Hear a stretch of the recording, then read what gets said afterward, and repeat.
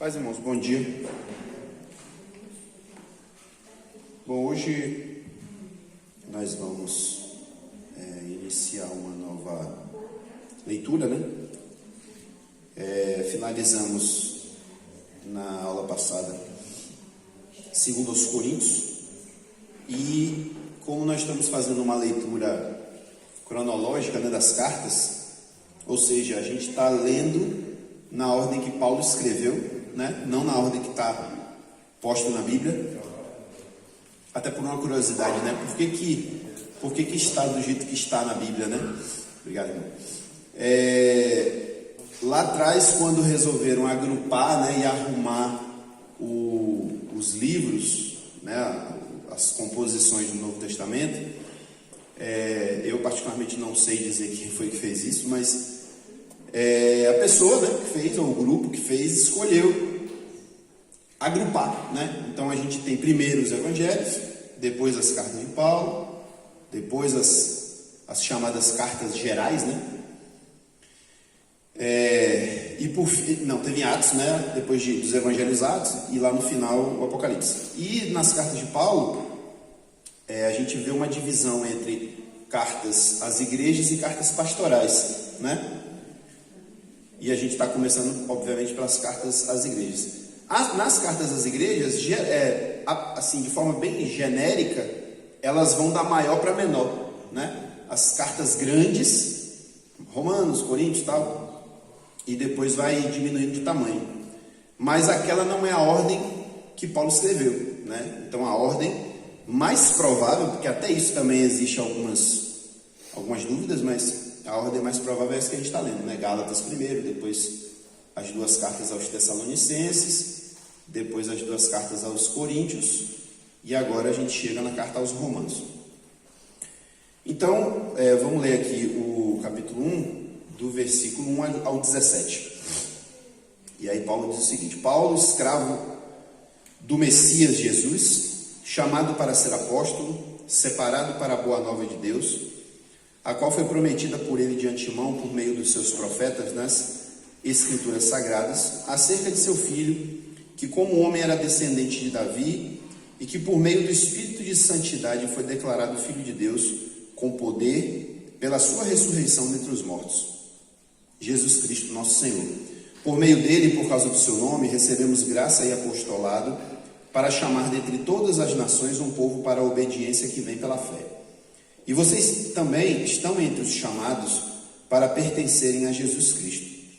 A todos os que em Roma são amados de Deus e chamados para serem santos, a vocês graça e paz da parte de Deus nosso Pai e do Senhor Jesus Cristo. Antes de tudo sou grato a meu Deus, por meio de Jesus Cristo, por todos vocês, porque em todo o mundo está sendo anunciada a fé que vocês têm. Deus, a quem sirvo de todo o coração pregando o evangelho do seu Filho, é minha testemunha de como sempre me lembro de vocês em minhas orações. E peço que agora, finalmente, pela vontade de Deus, seja-me aberto o caminho para que eu possa visitá-los. Anseio vê-los a fim de compartilhar com vocês algum dom espiritual para fortalecê-los, isto é, para que eu e vocês sejamos mutuamente encorajados pela fé.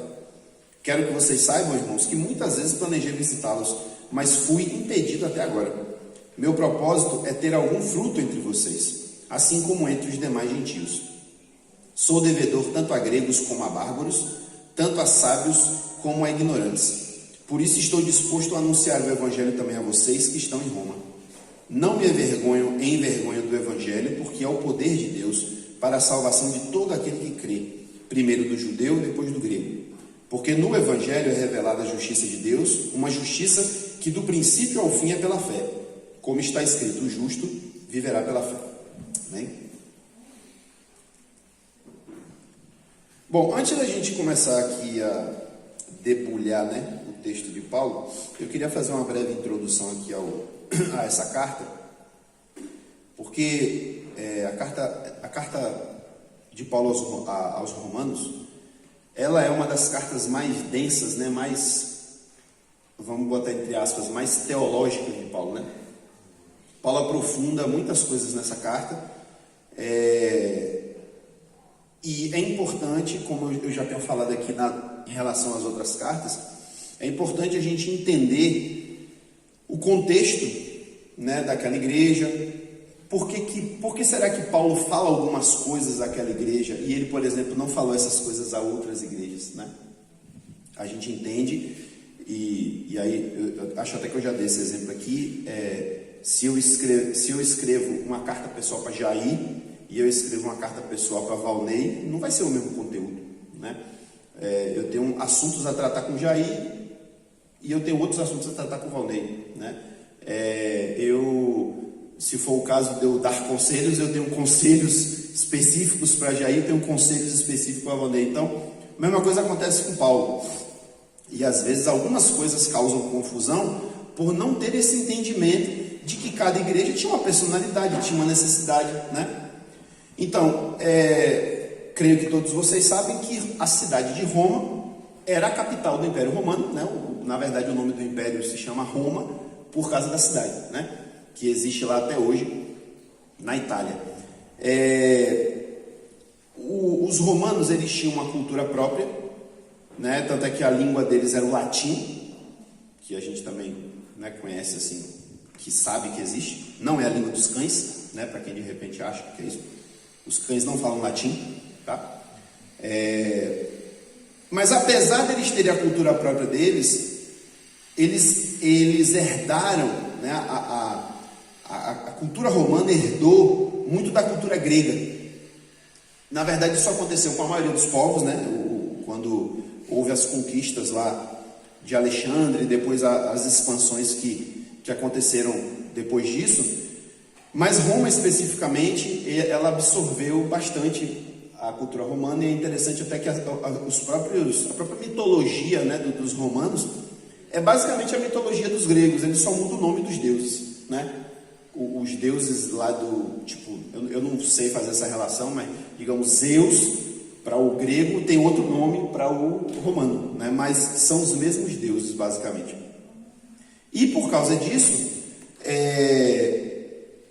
a cultura, a gente inclusive hoje, né, os historiadores usam essa expressão, a cultura greco-romana, porque houve uma fusão, né, entre as duas, e no caso específico da época do Império Romano, que começou mais ou menos no ano 200, o Império não, né, mas Roma, como conquistadora, vamos dizer assim, do mundo, começou mais ou menos 200 anos antes de Cristo e se estendeu até um bom tempo depois de Cristo, né? Até Roma de fato cair e deixar de existir como um império, levou mais alguns séculos depois de Cristo, pelo menos uns 500 anos, né? Roma ainda sobreviveu depois de Cristo como um império. Então,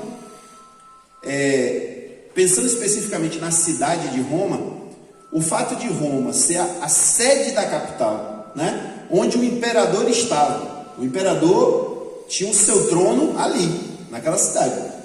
Então você imagina que se, por exemplo, existia idolatria espalhada pelo Império Romano, imagine Roma, né? Que era a sede do culto ao imperador. Já falamos isso aqui, né? O imperador era considerado um deus. Ele tinha um culto a ele. Existiam estátuas do imperador que não era só para enfeitar os lugares, era para ser veneradas. As pessoas faziam oferendas, as pessoas tinham que se curvar, né, diante daquelas estátuas. Então, Roma era um lugar que era um lugar muito desenvolvido, né? E eu diria até que para quem tipo assim, para quem não é interiorano, né, vamos dizer assim, era um lugar fascinante, porque era uma cidade gigante, cheia de tudo que você imaginar tinha lá, né? Era como se fosse pensar hoje numa São Paulo, né? Moro em Feira de Santana, vou para São Paulo, por quê? Porque São Paulo tem tudo. Lá de São Paulo tem tudo quanto é tipo de cultura, tudo quanto é tipo de comida, tudo quanto é tipo de loja. Pronto, esse era o pensamento do povo em relação a Roma, né? Mas também, obviamente, que por causa disso, era uma cidade cheia de pecados, cheia de tentações, cheia de vícios, cheia de problemas de ordem espiritual, né? Além de outros problemas, mas muitos problemas de ordem espiritual. A gente não tem muita certeza de quando o Evangelho chegou a Roma. Existe uma tradição, que por sinal é uma tradição até relativamente antiga, mas que, a meu ver, e também por outros, né, estudiosa da Bíblia, ela não tem amparo bíblico. Qual é a tradição? A tradição é que em determinado momento ali do início da igreja, a gente vê, eu não lembro bem o capítulo, vou chutar aqui, eu acho que é no capítulo 12 de Atos, quando acontece de Pedro se ausentar de Jerusalém por causa daquela situação, que ele foi preso, né? O anjo soltou, aquela coisa toda, e depois Pedro dá um sumiço ali da história, e aí a tradição diz que nesse tempo Pedro teria ido a Roma, e lá ele teria pregado o evangelho, e teria instituído, né, a igreja em Roma. Isso é possível ter acontecido? É possível. Não existe nada a priori que desabone a ideia de que Pedro foi o apóstolo que chegou a Roma e pregou o evangelho. Mas por que isso é improvável? Porque quando a gente vai lá em Atos 2, versículo 10 e 11, quando começa a dizer todos os povos que estavam ali no dia do Pentecostes, especificamente aí no versículo 10 e 11 diz assim, que entre aqueles tinham visitantes vindos de Roma, tanto judeus como convertidos ao judaísmo. Então, ali no Pentecostes, tinha gente que tinha vindo de Roma para Jerusalém, e dentre esses que vieram, alguns eram judeus de nascimento, e outros eram gentios convertidos ao judaísmo. Estavam ali. E a gente sabe que o Pentecostes, né, a própria natureza do que aconteceu ali foi justamente que aquele povo todo foi evangelizado na língua deles, né? E muitos converteram. A Bíblia diz que a princípio se converteram 3.000 pessoas, né? E às vezes a gente até esquece desse detalhe e pensa, rapaz, como é que pode? A igreja já começou com 3.000, como é que vai administrar isso? Foi fácil, porque aquele povo todo estava espalhado. Não foi todo mundo de Jerusalém, né? Então, o que fica difícil de entender e que a Bíblia não entra no detalhe é de explicar esses 3.000 que vieram desse tanto de lugar. Como é que foi essa volta para casa, né? Como é que eles voltaram crendo em Jesus e como é que eles continuaram a viver a fé dele lá? A gente não sabe, né? Aí existem tradições que falam que os apóstolos foram enviados e tal, mas a gente não tem muita certeza.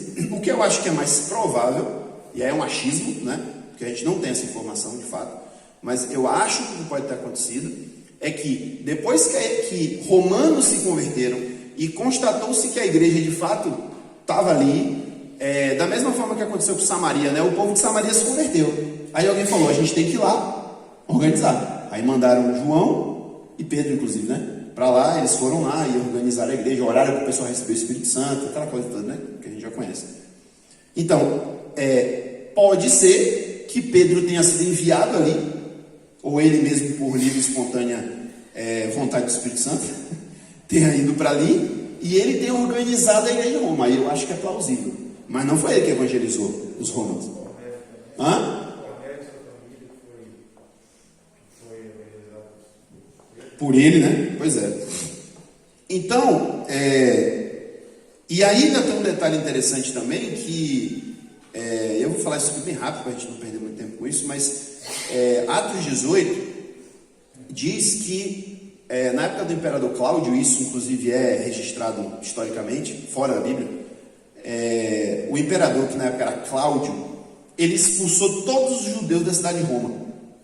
O motivo, e eu até anotei aqui a palavrinha, eu ia anotar a frase, acabei não anotando, mas um historiador da época, que é um pouquinho, na verdade, um pouquinho depois dessa época, mas ele recordando, né, a história dos imperadores, ele fala o seguinte, que o imperador Cláudio, ele se estressou porque estava tendo muito problema em Roma, muitos distúrbios, ele chegava aos ouvidos dele, né, que na comunidade judaica da cidade estava tendo um monte de briga, discussão, problema, estavam tendo que apartar briga. E aí ele falou assim, o que está acontecendo? Toda hora chega alguém dizendo aqui que na comunidade judaica do bairro tal, teve uma briga. Aí agora ontem disseram que lá no bairro do judeu tiveram que apartar uma briga lá também. O que está acontecendo?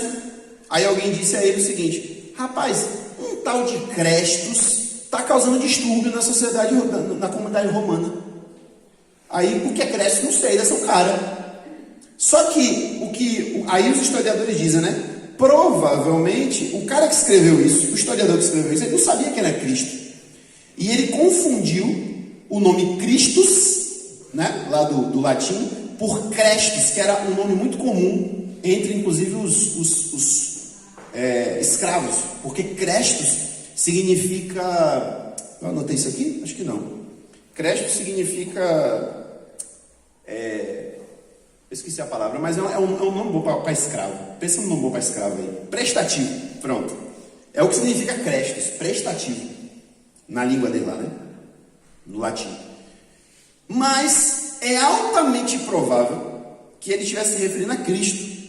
Que por causa dos judeus que creram em Jesus, os que não creram estavam causando problema. A gente vê isso o tempo todo nas cartas de Paulo, né? A gente vê isso o tempo todo na história de Atos. Onde Paulo vai, ele vai primeiro aonde? Pregar. Na sinagoga, né? Não é assim que Paulo fazia? Onde ele chegava, ele ia para a sinagoga. Começava a falar de Jesus e tal, daqui a pouco o povo, sai daqui, ele não quer saber isso não. Aí expulsava ele da sinagoga. Aí quando ele saía da sinagoga, ele juntava o povo que se converteu e abria, entre aspas, outra sinagoga, né? Ele abria outro grupinho para estudar. Aí quando aquele grupo crescia, o que o judeu da sinagoga fazia? Perseguição, denunciava e etc. Vocês já sabem da história de Atos. Então é provável, e todas as evidências apontam para isso, de que o motivo do imperador Cláudio ter expulso os judeus todos de Roma é porque o evangelho chegou lá e começou a dar problema, porque os judeus começaram a brigar entre si, né? Eu não anotei aqui, anotei sim. Isso por volta do ano 49 que isso aconteceu. Por que eu estou citando isso? Primeiro porque é importante para o contexto, né, da carta, mas também porque quando chega no capítulo no capítulo 15, a gente tem a informação de que Pedro estava presente no Concílio de Jerusalém. Não é? Foi isso que aconteceu? Que Paulo foi lá para dizer que estava aquela história de que os gentios tinham que ser circuncidados ou não.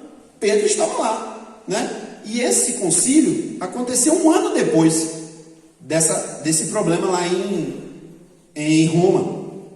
Então, o que significa isso? Significa dizer que Pedro estava em Jerusalém, no concílio, um ano antes, já estava tendo problema com os crentes lá, né? Então, por isso que, em geral, a gente acha que essa história de que Pedro, que fundou a igreja, não se sustenta. Inclusive, isso não é citado em lugar nenhum da Escritura, não existe nenhuma evidência, nada que aponte, nenhuma pistazinha que aponte para isso. E essa conversa só foi surgir lá quando 200 e tanto, que alguém teria falado isso, né? Mas aí a gente já fica meio desconfiado, que pode ser que não seja exatamente o que aconteceu, né? Então, assim, voltando a essa história da expulsão, por que é importante para a carta? Porque olha só o que aconteceu. A igreja já tinha nascido em Roma, certo? A igreja era composta de gentios e de judeus, ok? Aí, em determinado momento, o imperador expulsa todos os judeus. No meio dos judeus são os crentes também. Aí, o que acontece com a igreja que ficou? Uma igreja só gentia. Não sobrou um judeu na igreja de Roma. Quando é depois que Cláudio morre e outro entra no lugar dele, os judeus voltam para Roma. E aí, já tinha se passado alguns anos, né? Eu não sei dizer especificamente, mas pelo menos, em média, uns 5 anos passou, com a igreja vivendo apenas de gentios, né? E gentios se convertendo e tal. De repente, os judeus voltam para casa, vamos dizer assim, né? E aí a gente vai ver que uma das coisas que Paulo fala nessa carta é justamente dessa convivência entre judeus e gentios. E os gentios tinham que entender o papel do judeu na história da salvação e no contexto da fé cristã, porque estava tendo algumas divergências entre eles, né?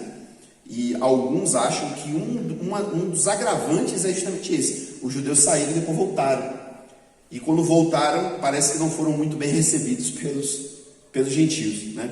Então isso é um ponto interessante. Só para a gente fechar aqui essa introdução, pelo fato daquela igreja já existir, né? Ou seja, não pelo fato, mas a evidência de que aquela igreja já existia, e também o fato, e a gente tem isso muito claro também, que Paulo não foi o fundador daquela igreja, Paulo não pregou aquela igreja, Paulo nunca tinha ido nem em Roma, pelo menos não depois, né, que começou a fazer suas missões. Se ele foi antes, a gente não sabe. Eu tendo a achar que Paulo tinha uma certa fascinação por Roma, sabe? Tipo assim, ele era doido para conhecer Roma, né? Igual eu sou doido para conhecer Nova York. Nunca fui, mas um dia eu vou. Então acho que Paulo tinha essa parada assim, sabe? Eu sou louco para conhecer Roma. E depois ainda mais, quando ele ouviu falar de como a igreja de Roma, ela era forte, viva, né? E se expandia e tudo mais. E a gente acabou de ler isso aqui, né? Onde ele fala no versículo... Onde é aqui? Do versículo 8. Onde ele diz assim... sou grato a meu Deus por todos vocês, porque em todo o mundo está sendo anunciada a fé que vocês têm. Então ele já conhecia a boa fama daquela igreja, né? A gente até vai observar também que lá no finalzinho da carta, Paulo cita várias pessoas pelo nome daquela igreja, ou seja, eram pessoas que ele conhecia. E aí, uma coisa que se fala também é aquele negócio, né? A gente vai pegando uma coisinha aqui, uma coisinha ali, e a gente vai montando, né, o quadro, né? Paulo conhecia muita gente daquela igreja, inclusive Priscila e Áquila, que tinham vindo de lá, né? Quando o imperador expulsou, eles saíram de lá e foram parar em Éfeso, e foi ali que Paulo conheceu eles. Então, pelo fato de ele conhecer um monte de gente ali, esse pessoal falava da igreja: puxa, a igreja de Roma é assim e tal, pô, lá é legal, não sei o que, porém está acontecendo esse problema. Então, apesar de Paulo não ser o apóstolo daquela igreja, ele não ter fundado aquela igreja, mas ele conhecia a realidade daquela igreja. E aí a gente vai também entender por que Paulo falou algumas coisas na carta. Porque ele não sendo apóstolo, como é que ele podia estar falando aquelas coisas para aquela igreja? Ele não tinha nada a ver com aquela igreja, né? Mas ele sabia do que estava acontecendo ali, né? E aí, só para fechar aqui, sim, um detalhe importante. E aí eu vou fazer até esse comentário aqui do que a gente leu também, mas Paulo disse que planejou várias vezes visitar aquela igreja. E a gente vai ver lá para frente, né, já quase no finalzinho da carta, que ele até fala mais ou menos os planos que ele tinha. Então, neste momento, e aí é importante a gente situar na história, Paulo tinha acabado, quando ele escreve essa carta, ele está saindo de Éfeso. Éfeso? Éfeso. Ele está saindo de Éfeso para voltar para Jerusalém, né? Ali mais ou menos Atos 18, Atos 19, é quando Paulo está saindo de lá, e aí ele até fala: vou ali na Macedônia e tal, e depois eu quero chegar em Jerusalém para o Pentecostes. O que acontece no meio do caminho? Ele vai, chega lá, né? Ele consegue chegar em Jerusalém, e aí ele já tinha escrito essa carta, certo? Ele já tinha escrito a carta quando ele faz essa viagem e chega a Jerusalém, mas quando chega a Jerusalém ele é preso.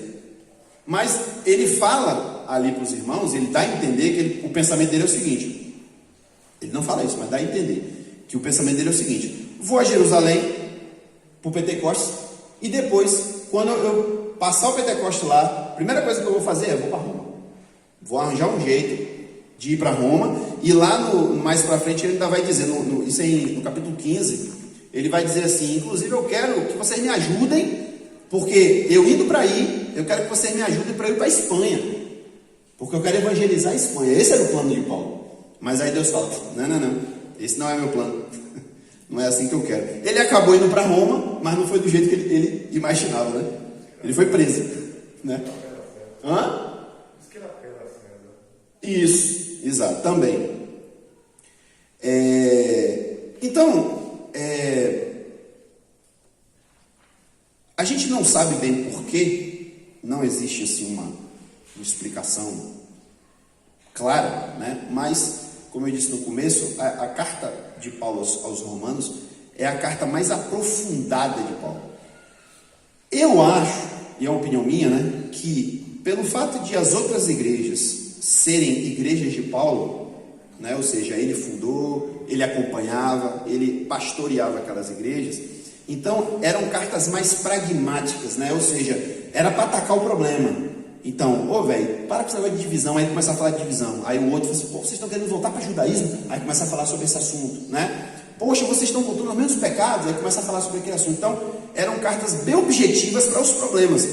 No caso da carta aos Romanos, não, porque não era a igreja dele. Então é como se ele viajasse um pouco mais, vamos dizer assim, né, nos assuntos, e não especificamente tratando problemas pontuais. Ele faz isso também, principalmente quando acontece o que eu falei da questão do judeu, quando ele começa a falar sobre a relação do judeu com o gentio. Mas, por exemplo, Paulo se aprofunda muito para falar sobre salvação nessa carta.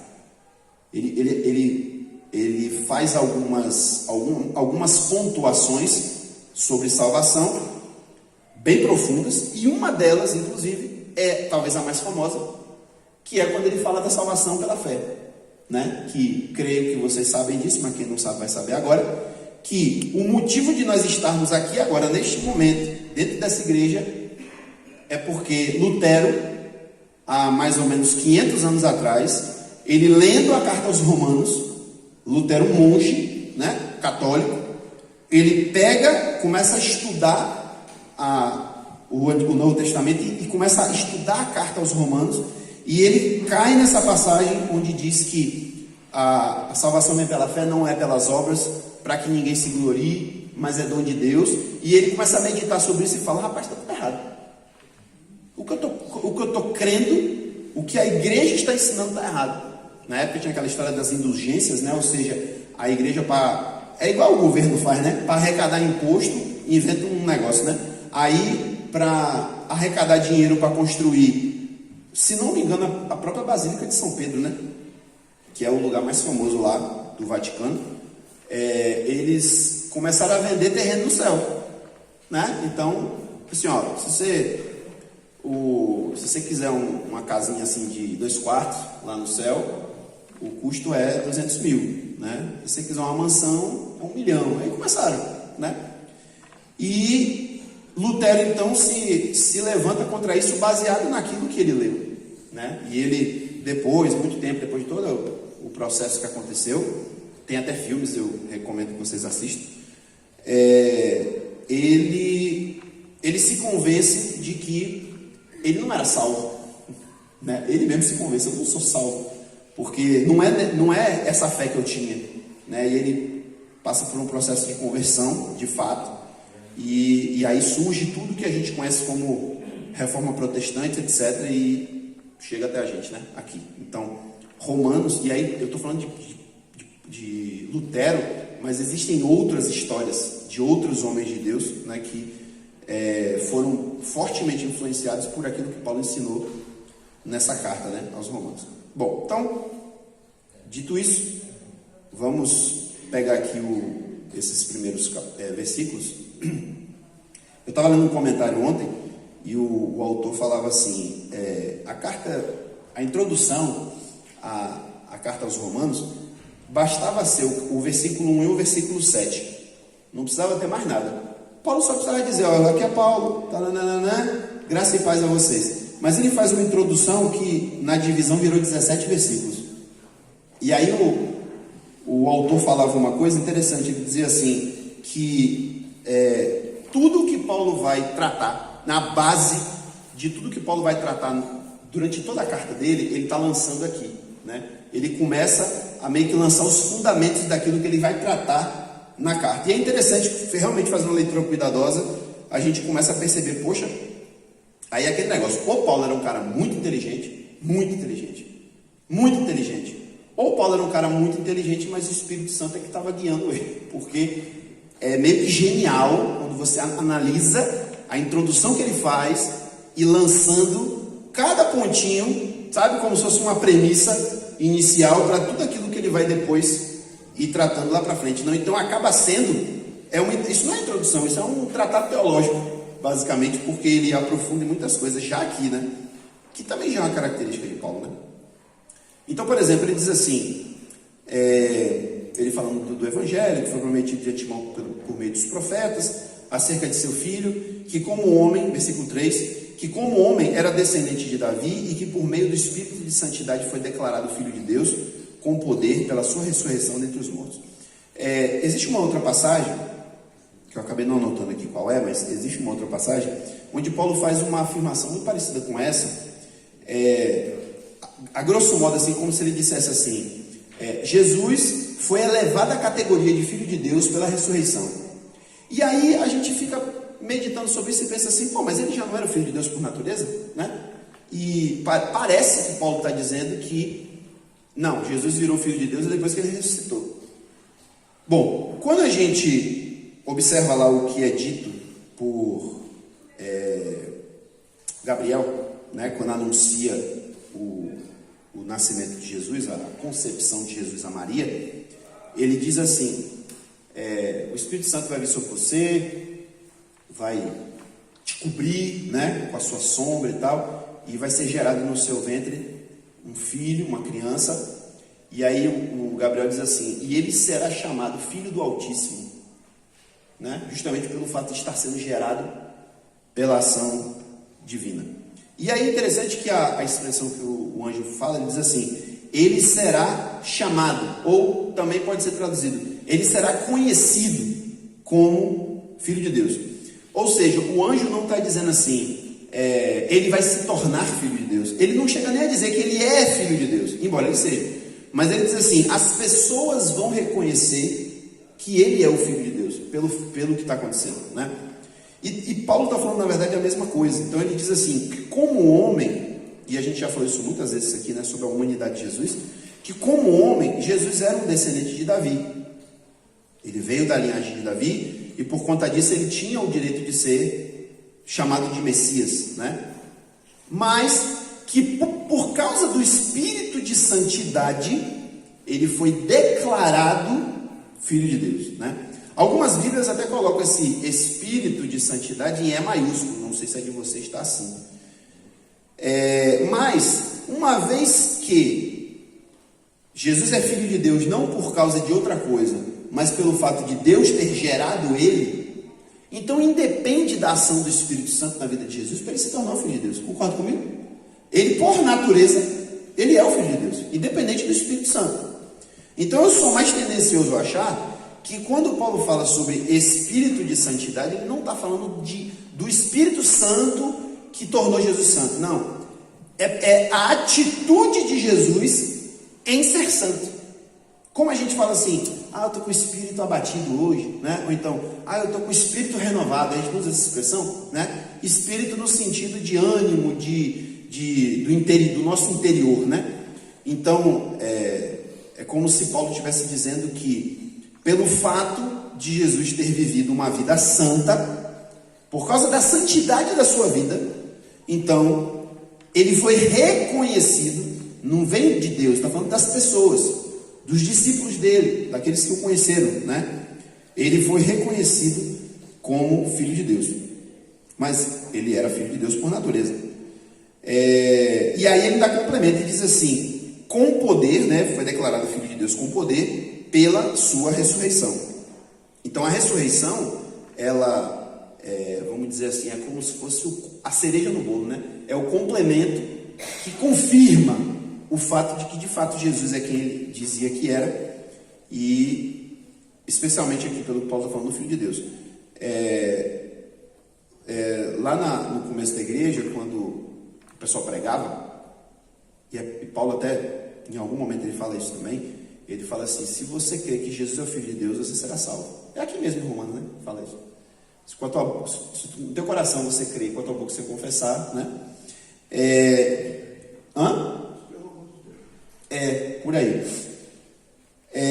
Observe que quando Paulo se refere a essa fé, né, essa declaração, e aí a gente tem várias declarações, a gente tem, por exemplo, a questão de que Jesus Cristo é o Senhor, né, declarar que Jesus Cristo é o Senhor e tal, mas ele especificamente fala sobre, se você crer que Jesus é o Filho de Deus, né, a confiança, a fé, é que Jesus não é apenas um homem, Jesus não é apenas o Messias, ele é o Filho de Deus. Isso eu acho muito importante falar, porque outro dia até eu conversando com uma pessoa que está com umas ideias meio estranhas assim, sobre o Evangelho, sobre Jesus, eu até falei uma coisa para ela assim, e eu achei que eu estava certo, e depois, lendo isso aqui, você acha que eu falei errado, eu errei, né?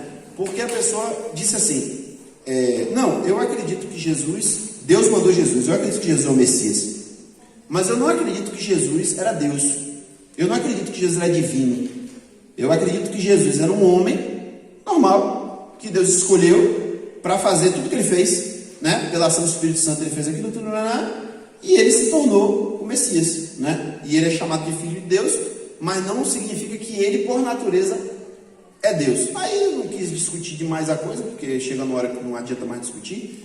Eu falei assim, cara, ó, deixa eu só te perguntar uma coisa. Você crê em Jesus?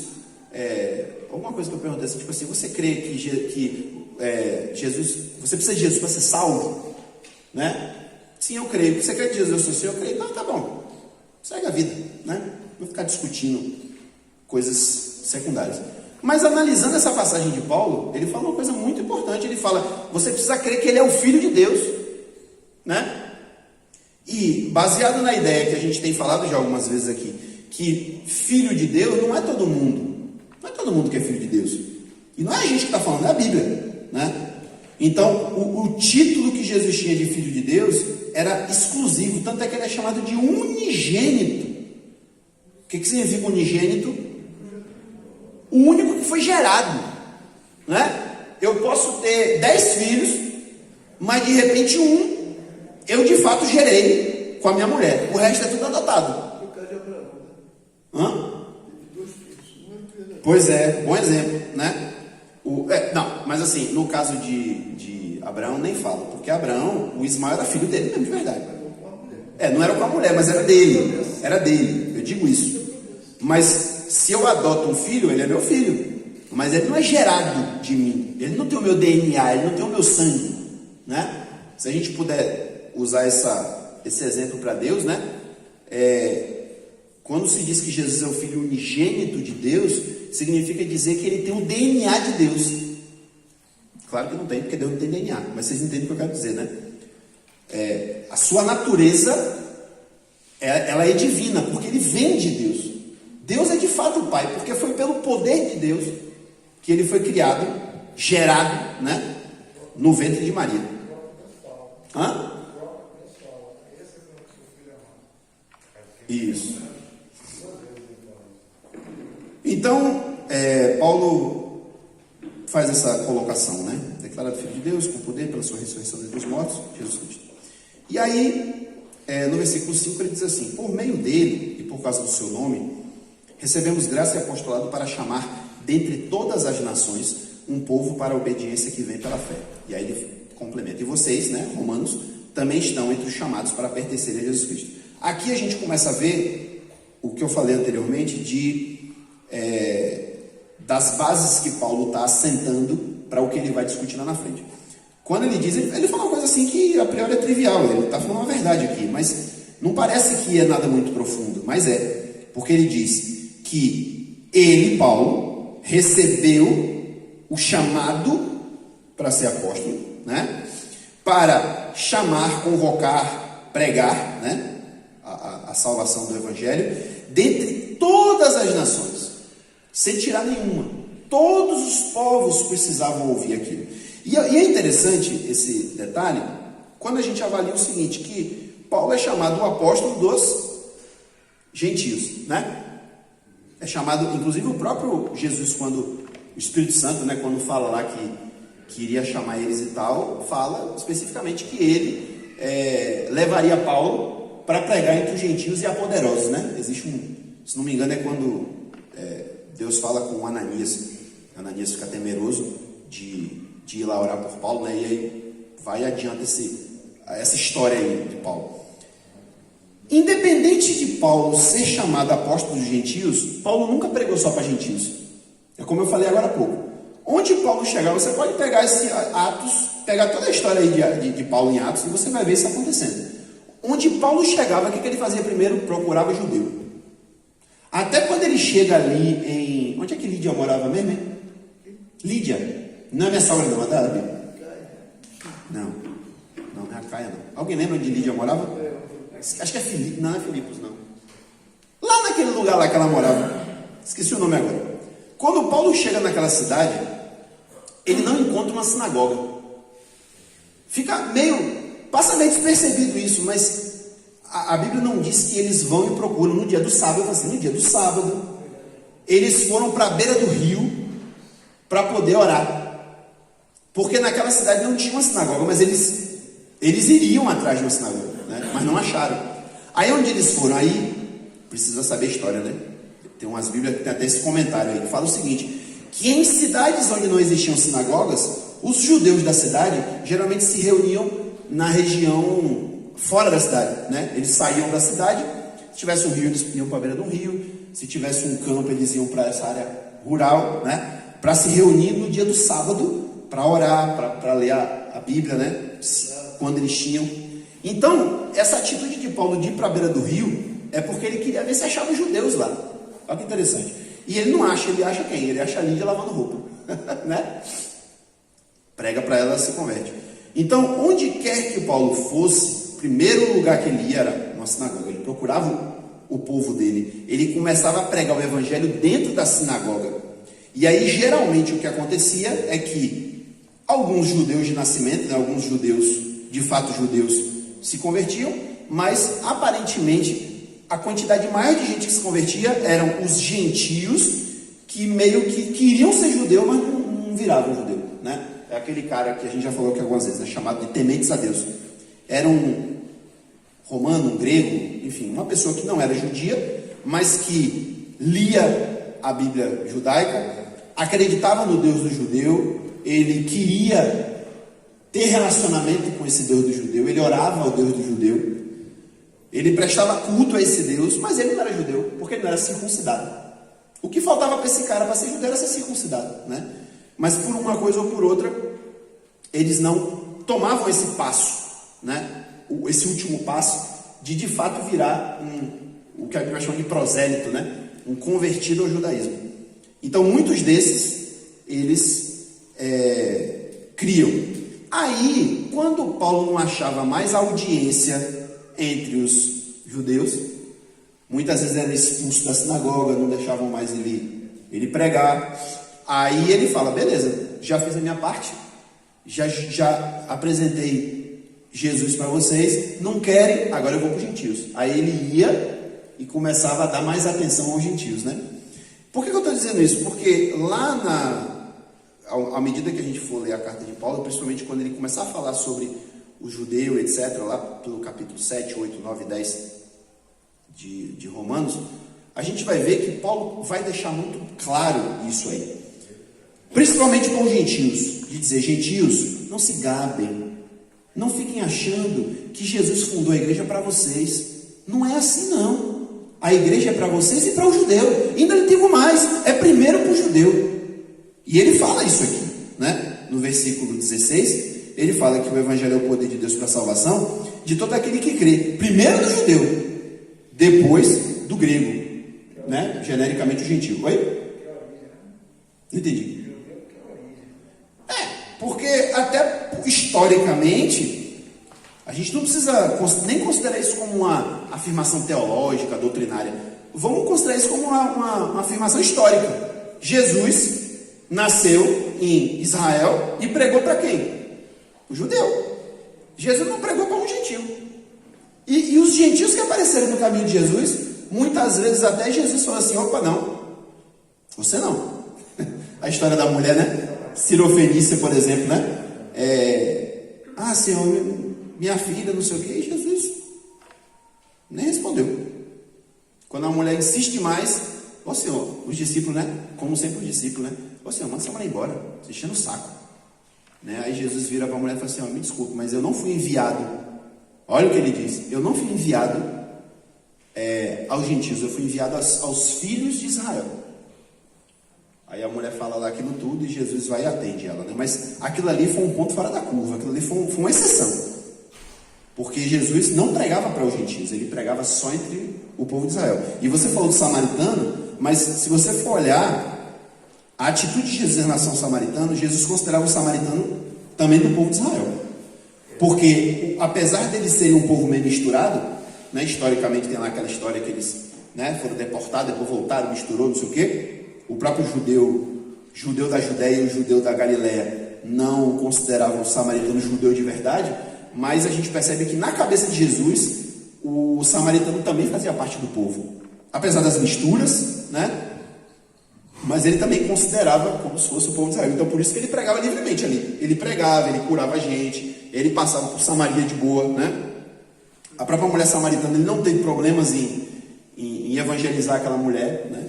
Desculpa a informação, a cidade é Tiatira. Tiatira, nunca eu ia lembrar disso aí.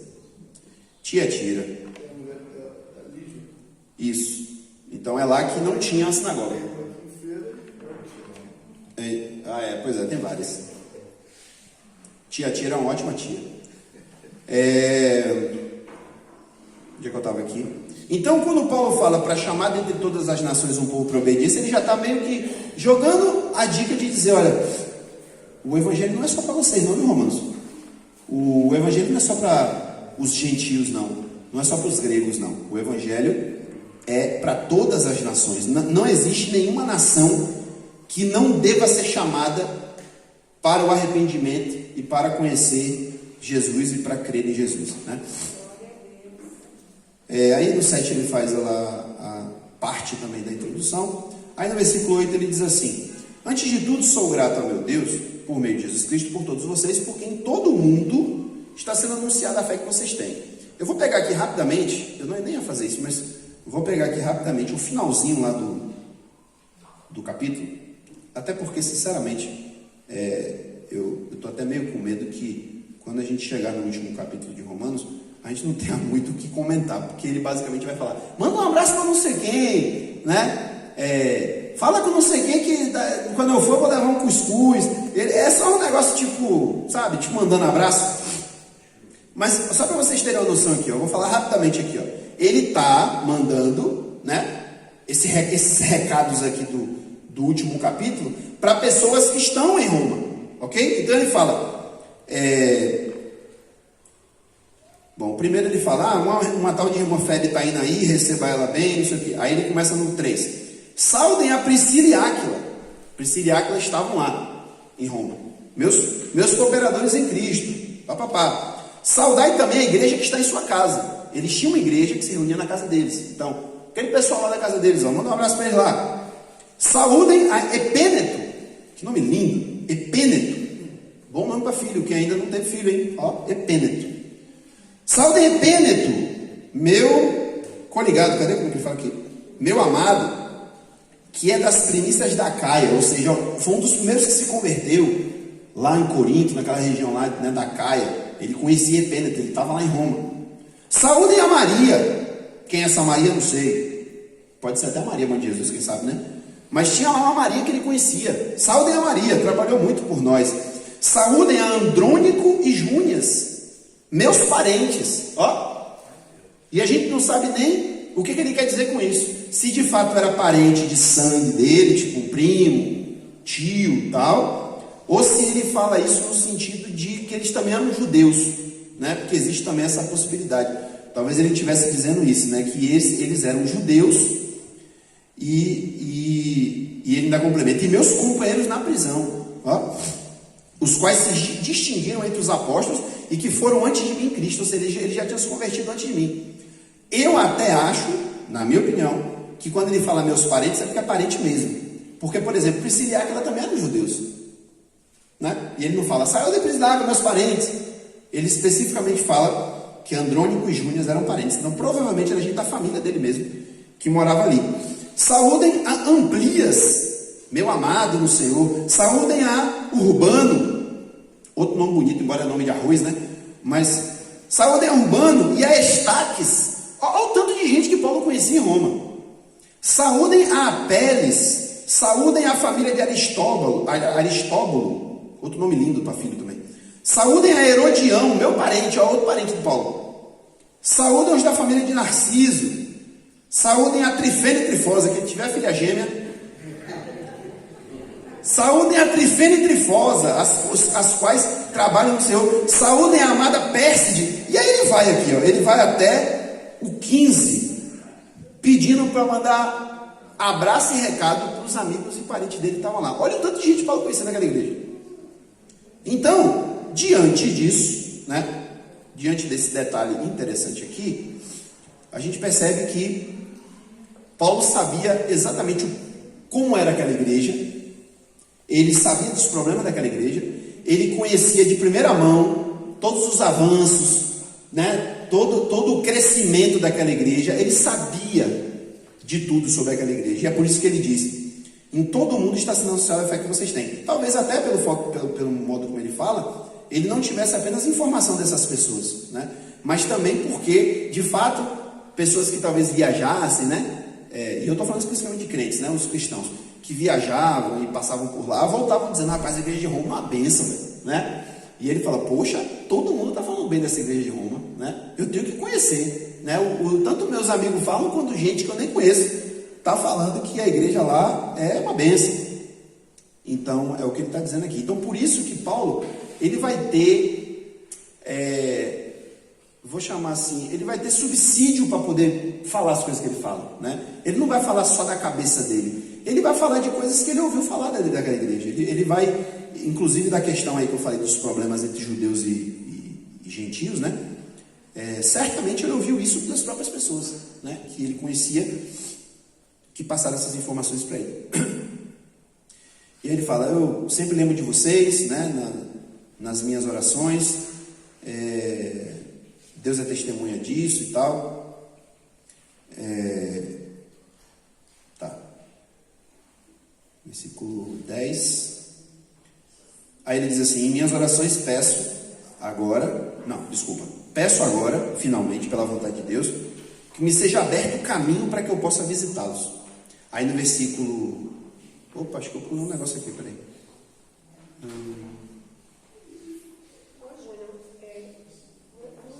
13. Hã?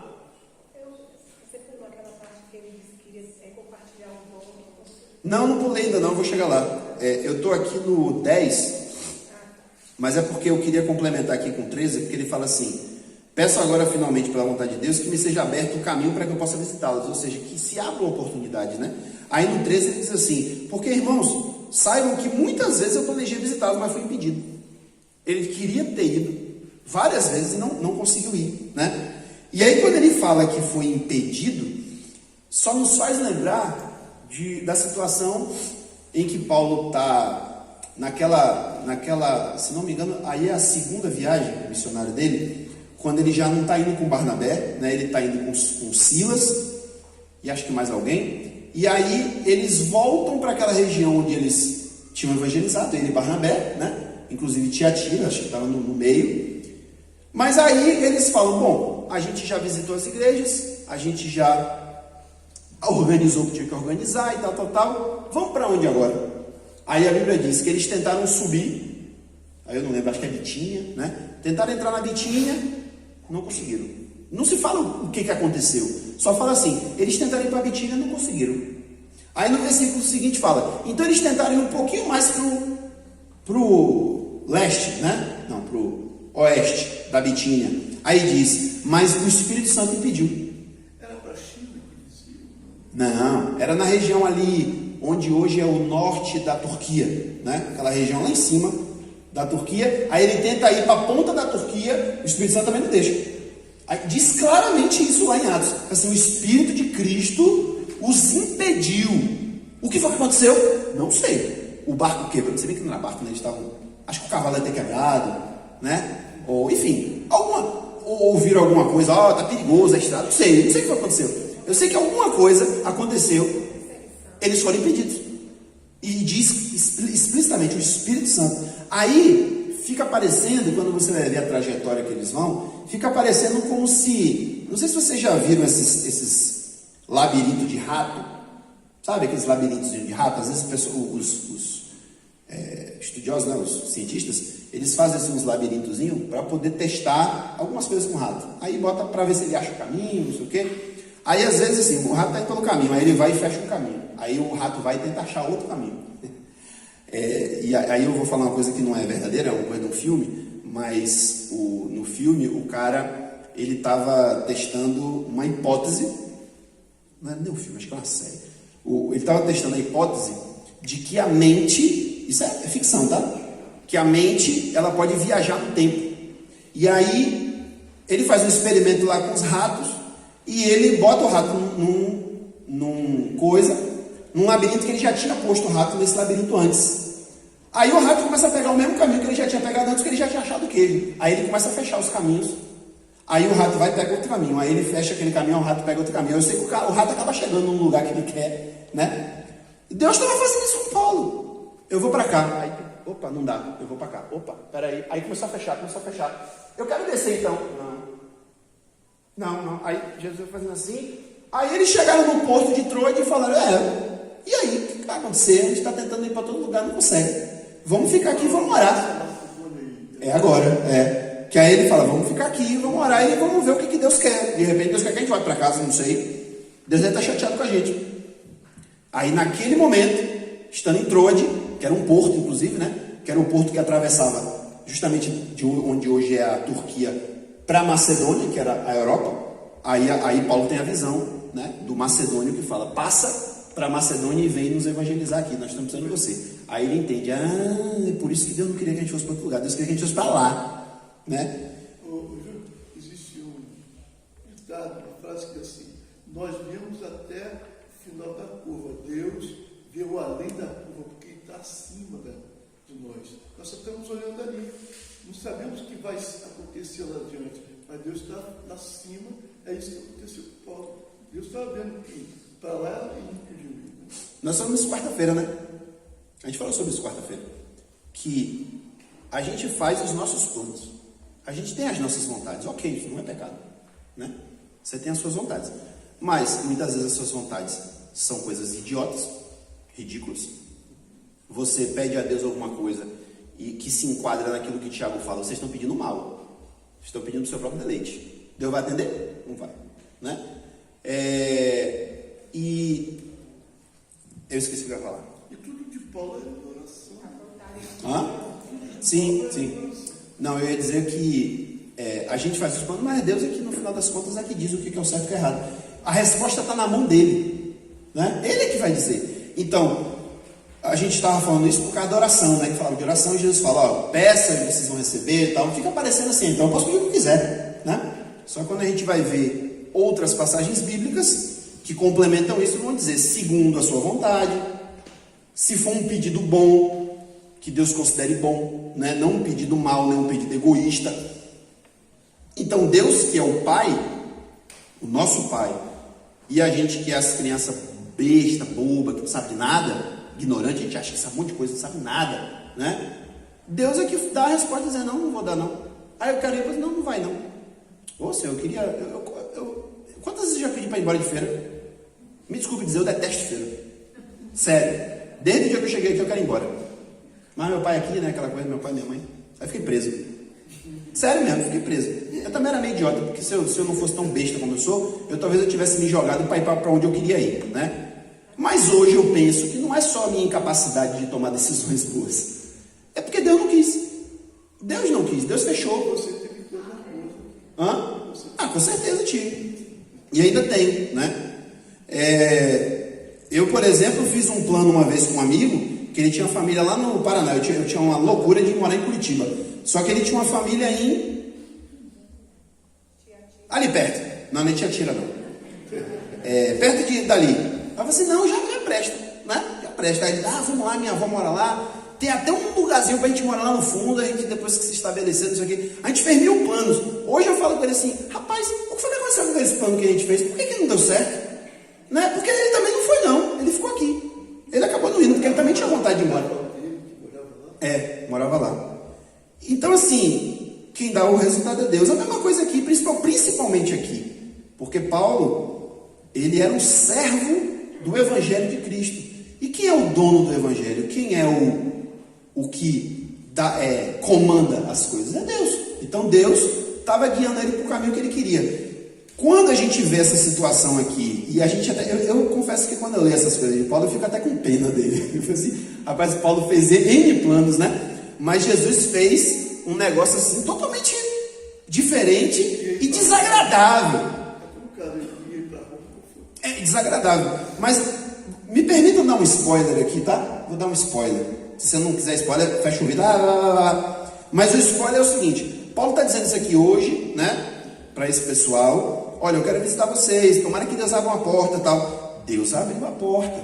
Só que Deus abriu a porta o quê? Ele foi preso em Jerusalém. Ele passou 2 dias preso lá. Não foi bem em Jerusalém, mas foi ali acho que Cesareia, se não me engano. Ficou 2 anos preso, trancafiado, dentro da cela. Quando finalmente o negócio lá ficou problemático para ele, não, desculpe, não é isso mesmo. Quando o negócio começou a apertar, ele falou assim, rapaz, vamos matar aqui. Aí o cara falou assim, não, é o seguinte, eu vou te mandar para não sei aonde para você ser julgado por mim lá. Aí ele, não vou não. Ah, não vai não? Então a sua opção é ir para Roma, ser julgado por César agora. Eu quero ser julgado por César, porque se eu ficar aqui vão me matar. E realmente o texto diz que estava tendo um complô, né? Olha a provisão de Deus para Paulo ir para Roma. Aí outro detalhe interessante, outro spoiler. Paulo diz aqui no versículo que a irmã citou ali, no versículo 11 ele diz assim, anseio vê-los a fim de compartilhar com vocês algum dom espiritual, para fortalecê-los. Ou seja, isto é, melhor dizendo, para que eu e vocês sejamos mutuamente encorajados pela fé. E aí no final do 13 ele fala assim, meu propósito é ter algum fruto entre vocês, assim como tenho tido entre os demais gentios. Então Paulo está dizendo assim, olha, eu tenho uma loucura para conhecer vocês, mas eu também quero, para poder compartilhar com vocês alguma coisa, eu quero poder dar alguma coisa de mim para vocês, e quero receber de vocês alguma coisa também, né? Paulo tinha esse entendimento muito claro, e a gente viu isso lá em 1 Coríntios 12 principalmente, quando ele diz, Deus dá um dom para cada um, e o objetivo desses dons é para que sejamos edificados mutuamente, né? É por isso que a gente se reúne na igreja. Eu já falei isso aqui várias vezes. Igreja não é lugar de adoração. Igreja não é lugar de culto. O lugar de culto é você em sua casa. Você não precisa de mim fazer culto, não. Ninguém aqui precisa de ministério de louvor. Ninguém aqui precisa de som. E nem precisa de pastor ficar mandando levantar a mão, não sei o quê. Ninguém precisa de nada disso. O seu culto é seu e Deus. Onde você quiser. Sua casa, no banheiro, no mato. Onde você quiser. A gente está aqui para se edificar mutuamente. É para isso que a gente está aqui. Para que eu abençoe vocês me abençoem, o pastor dê uma palavra, vocês dêem uma palavra para ele. Cada um aqui tem um dom para ser compartilhado. Se não fosse assim, a gente ia ser crente de casa mesmo. É por isso que ser crente de casa não dá certo. Quem inventa essa história de ser crente em casa, uma hora esse negócio aí dá errado. Então, é o que Paulo está dizendo aqui, né? Eu quero ir aí para compartilhar com vocês. Eu quero que vocês também me abençoem, né? Para que sejamos encorajados e fortalecidos mutuamente. Aí, aqui quando ele diz assim, meu propósito é ter algum fruto entre vocês. Aí eu até fui procurar uns comentários, né? Porque eu fiquei na dúvida, será que Paulo está falando aqui, quando ele fala, eu quero ter algum fruto, ou algumas versões falam, eu quero colher algum fruto entre vocês, é o final do 13. É a segunda sentença. Mas é a 13, é o final da 13. Eu fiquei na dúvida se ele estava falando que ele queria evangelizar ali, né, para colher frutos de vidas, né, convertidas, ou se o que ele está dizendo é simplesmente de bênção, né, de ser abençoado, de abençoar os irmãos e tal. Mas quando ele, no versículo 15, ele diz assim, por isso estou disposto a anunciar o evangelho também a vocês. Então ele realmente queria ir para evangelizar. Aí num comentáriozinho que eu li, o autor fala assim que nesse tempo existem evidências históricas de que nesse tempo aqui a quantidade de cristãos em Roma era pequena.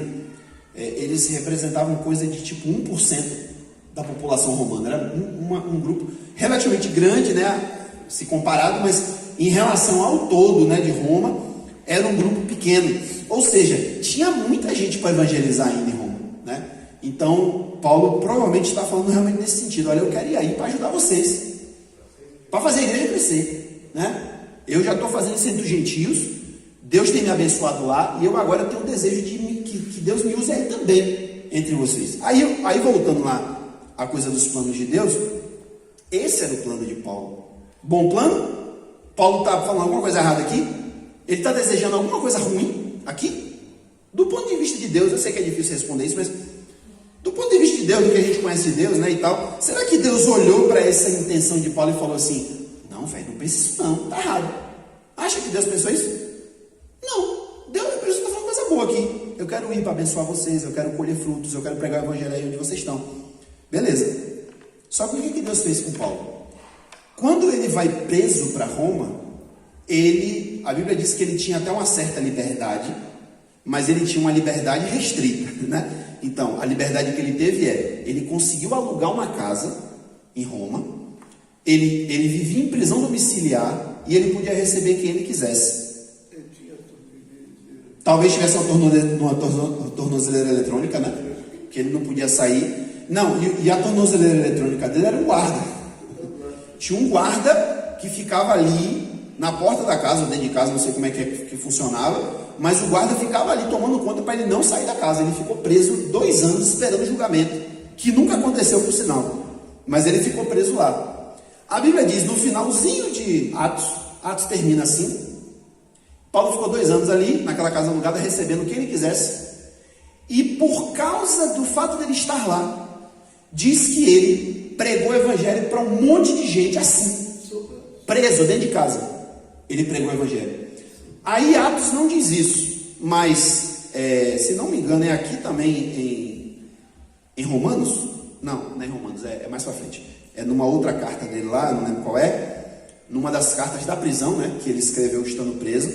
Ele fala assim que Deus, na sua misericórdia, permitiu que ele evangelizasse uma grande parte da guarda pretoriana de César, ou seja, eram aqueles guardas que ficavam no palácio de César. Ele teve a oportunidade de evangelizar esses caras. E ele teve a oportunidade de evangelizar outras pessoas do poder de Roma, né? Enfim, não sei especificar quais, mas ele conseguiu evangelizar pessoas do alto escalão ali da sociedade romana. Então, quer dizer, era isso que eles queriam. Não era bem esse plano de Paulo. O plano de Paulo era ir para a igreja, ficar ali de boa, tomar um café com a galera, né? Dar uma passeada, conhecer Roma, né? Evangelizar com eles e tal. Mas não foi o que Deus quis. E existe um relato, eu não lembro se é Eusébio que fala isso, mas um relato que diz o seguinte, que por causa da pregação de Paulo entre os guardas romanos, o que aconteceu foi que mais ou menos coisa de no máximo 100 anos depois, Roma não tinha mais soldado para guerrear, porque os soldados estavam se convertendo. Chegou ao ponto, porque o Império era muito grande, né? O Império era basicamente a Europa toda, que a gente conhece hoje, mas o Oriente basicamente todo, o Oriente Médio, né? Aquela parte do Oriente Médio toda, mas o Norte da África todo, era um negócio gigantesco. Não tinha soldado de Roma, suficiente para isso. Então o que Roma tinha que fazer? Eles tinham que contratar mercenários. Tinha gente do Império que entrava para o exército formalmente, mas existia também uma quantidade de gente que trabalhava como mercenário mesmo. Tipo, eu vou para a guerra se você me pagar. Aí pagava, o cara ia. A gente tem uma campanha militar ali. Aí chegava o cara, né? Não, eu sou soldado... eu sou mercenário, né? Aí eu pagava lá o salário do cara, o cara ia e guerreava. Com o tempo, eles só conseguiram ficar dependentes dos mercenários, porque o povo do Império mesmo, né, os gregos, o pessoal que vivia nos lugares ali comandados por Roma, começou a se converter e não queria mais ir para a guerra. Eles não queriam mais matar gente. Simples assim. E aí, isso causou um problema para Roma, muito tempo depois, porque esses mercenários começaram a trocar de lado. Como eles não tinham... eles não tinham um compromisso nem de honra com Roma. Eles ganhavam dinheiro. Quando chegava lá para o inimigo e falava, o inimigo assim, não, eu vou te pagar o dobro. Aí o cara mudava de lado. Aí os bárbaros começaram a invadir, né, as fronteiras de Roma, e foi aí que começou o declínio do Império Romano, né? Eu creio que isso foi uma estratégia de Deus. Com certeza. E também o fundamento do Evangelho. Porque se ficasse só naquilo ali, eu penso que Paulo, não sei se os outros, foram que desceram o poço para fazer uma alicerce do Evangelho. Porque isso não chegava até aqui, não. Pois é. Na verdade, o Evangelho foi vamos dizer assim, a ferrugem que consumiu o Império, né? O Evangelho, ele foi o que começou a minar as estruturas do Império. Foi. Hoje ainda existe isso em alguns países, que o Evangelho O evangelho sempre atrapalha. Porque o evangelho vai na contramão do que os poderes querem, né? Isso é a regra, né? Bom, então para a gente começar a fechar aqui, então no versículo 14 ele diz: sou devedor tanto a gregos quanto a bárbaros, né? Os bárbaros, quando ele fala de bárbaros aqui, é porque todos aqueles que não falavam grego eram considerados pelos romanos como bárbaros, né? Então, ele usa uma linguagem que o romano usava. Eles sabiam o que significava isso. Então ele está dizendo: olha, eu não sou devedor apenas de gente sábia e nem de gente que vive essa cultura que vocês vivem. Eu sou dependente também de ignorantes. E eu sou dependente também de bárbaros, de pessoas que não vivem a cultura que vocês vivem. E é por isso que eu quero ir aí, anunciar o evangelho, né? Porque eu preciso alcançar o maior número de pessoas, né? Essa era a paixão de Paulo, né? E aí ele finaliza com essa passagem aqui no versículo 16 e 17, que é muito conhecida e que faz uma declaração muito forte, né, e poderosa. Ele diz: não me envergonho do evangelho, porque é o poder de Deus para a salvação de todo aquele que crê, primeiro do judeu e depois do grego. Porque no evangelho é revelada a justiça de Deus, uma justiça que do princípio ao fim é pela fé, como está escrito: o justo viverá pela fé. Bom, por que Paulo fala que não se envergonha do evangelho? Deixa eu falar uma coisa que eu já devia ter falado, eu esqueci. O Império Romano determinou como verdade para todo mundo no Império o seguinte: primeiro, César é o Senhor. Isso era falado, tá? Então, César é o Senhor. César era o dono de todo mundo. Todo mundo era servo de César. Por quê? Porque César era filho de Deus. Também era um termo usado. Na verdade, ele não falava um filho de Deus, né? Ele falava César era o filho dos deuses. Porque os deuses constituíam César para ser o rei, né? O imperador daquele povo. E se você quisesse fazer parte do império, com tudo aquilo que o império tem para oferecer, porque cá entre nós, o império tinha muita coisa boa para oferecer, né? O povo bárbaro lá fora, né, do domínio romano, vivia situações precárias. Não tinha esgoto. Já tinha esgoto no Império Romano. Eu até já contei aqui uma piada de um filme, que é uma piada meio que lá da época de Jesus, né?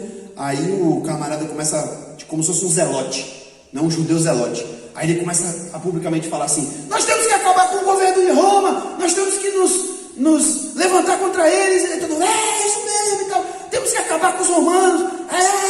Aí ele: porque o que os romanos fizeram pela gente? Aí o cara: bom, eles nos deram esgoto, né? Aí ele: eles deram esgoto, mas o que foi mais que eles nos deram? Eles nos deram estradas. Aí ele: tá, tudo bem, eles nos deram estradas, mas o que mais que eles nos deram? Eles nos deram segurança. Porque quando a gente anda... Aí o povo começa... Aí o cara se chateia e fala: mata esses caras aí, velho. Esses caras aí são romanos infiltrados. Eles começam a falar a verdade. Roma deu um monte de coisa boa. O evangelho só conseguiu alcançar o império todo pelo que Roma fez. Porque Roma criou estradas que ligavam todo lugar. Onde você precisasse ir, tinha uma estrada para chegar lá. E embora ainda fosse perigoso, né? Ainda tivesse passivo de ter bandido na estrada, essas coisas todas, mas existiam patrulhamentos de soldados nessas estradas, até para garantir que os cidadãos romanos, né, como o próprio Paulo era, por exemplo, para que os cidadãos romanos tivessem minimamente uma segurança de se deslocar de um lugar para o outro. Então, só para você ter ideia, em Jerusalém, os romanos fizeram coisa de esgoto, que não tinha, né, para tratar a coisa. Tinha os banhos públicos, que apesar de, para nós, ser uma nojeira, uma porcaria, mas não tinha. O povo fazia necessidade em qualquer lugar. O judeu não, porque o judeu já sempre foi mais aciado, né? Mas em geral, já viu como é que é na Índia, os banheiros públicos, sabe como é que é? Já viram em algum filme? Já viram naquele filme Quem Quer Ser um Milionário? Assista, fantástico filme. E mostra a realidade lá. É um negócio assim que não dá nem para descrever aqui, né? Os romanos fizeram um sistema de esgoto, canalização de água. Às vezes passa lá nos canais de história e tal, mostrando como eram os aquedutos. Rapaz, é um negócio assim que você fica bicho. Deve ter sido feito para alienígena aquilo ali.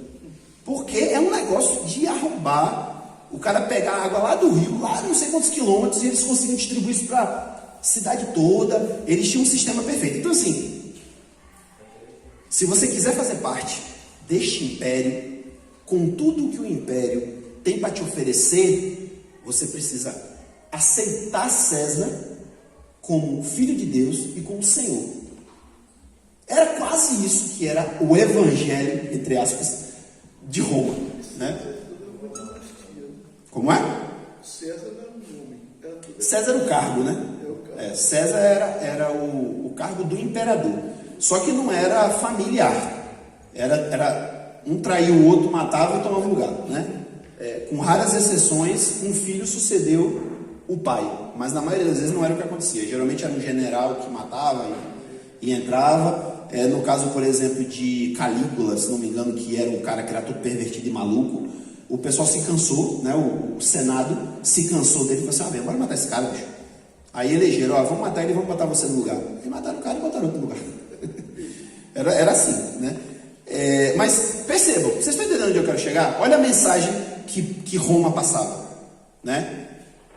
Se você quer, e aí eu vou usar o termo bíblico agora, para Roma, se você quer viver no reino, né, no reino de Roma, você precisa aceitar César como o rei, como o seu senhor. Você tem que entender que ele é filho de Deus, porque você precisa prestar a ele, não é só aceitar que ele é senhor, você precisa prestar a ele uma reverência, né?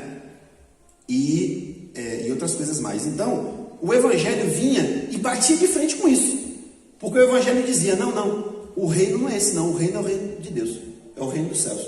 O filho de Deus não é César, o filho de Deus é Jesus. E ele é o Senhor. Cara, você não tem noção do que significa isso lá naquele tempo.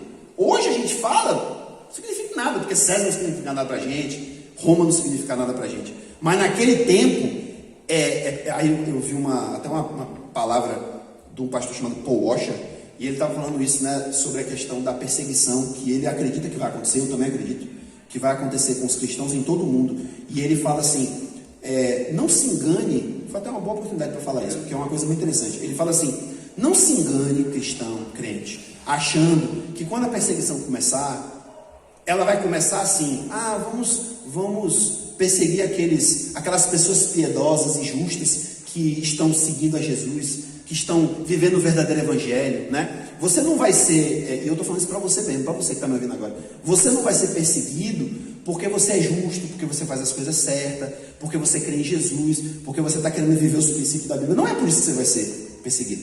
Você vai ser perseguido porque você é o inimigo do Estado, porque você faz coisas que o Estado não está aceitando. Você vai ser perseguido porque você está vivendo uma vida que a sociedade não concorda. E você vai ser perseguido porque eles vão começar a dizer que você é um monte de coisa que você não é. Sabe o que acontecia lá na perseguição romana dos cristãos? Os cristãos, eles eram chamados de assassinos de crianças. Os romanos realmente acreditavam que, até talvez por causa da herança judaica, né, que tinha sacrifício de animais, eles diziam que os cristãos sacrificavam crianças. E o povo acreditava.